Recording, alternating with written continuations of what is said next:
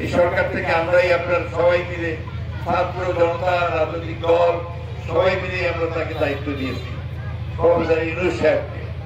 Professor Yunus সাহেব কোনো রাজনীতির লোক না, উনি ভোট করে বেড়ান না, কিন্তু উনি অনেক জ্ঞানী গুণী লোক, দেশে বিদেশে তার খুব সুনাম। এমনকি পৃথিবীর সবচেয়ে বড় যে পুরস্কারটা, ওই পুরস্কারটা উনি পাইছেন, ওটাকে বলে নোবেল পুরস্কার।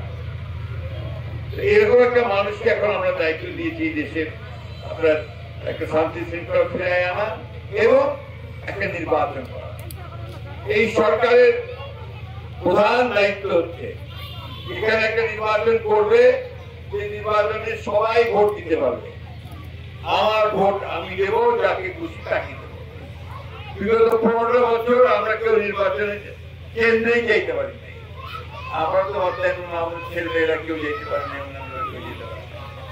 এবং তাদের অত্যাচারে তাদের তাপসে আমরা রাত্রি ঘুমাতে পারি নাই। মনে আছে 13 সালের যে মামলা হলো নির্বাচনের পরে, আমি আপনার এই এলাকায় আসছিলাম।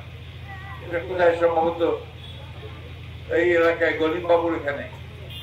আমি বাসুদেবপুর কিনা এখানে যখন গেলাম, তখন তারা আমাকে বললো যে আমরা রাতে বাড়িতে থাকতে পারি না, শীতের রাত আমরা গাছের মধ্যে অথবা ধান ক্ষেতের মধ্যে লুকিয়ে থাকি, পুলিশ তাড়া করা আমাদের, তাই না?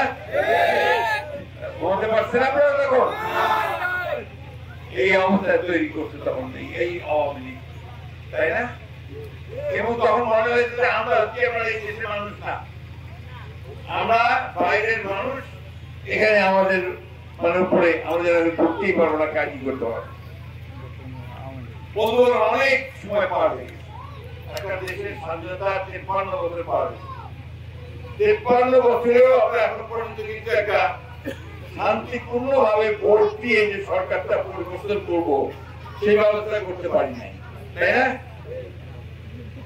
এবং আজকে দেখেন এমন একটা অবস্থা তৈরি হয়েছে যে স্কুল কলেজ মাদ্রাসাগুলোতে পর্যন্ত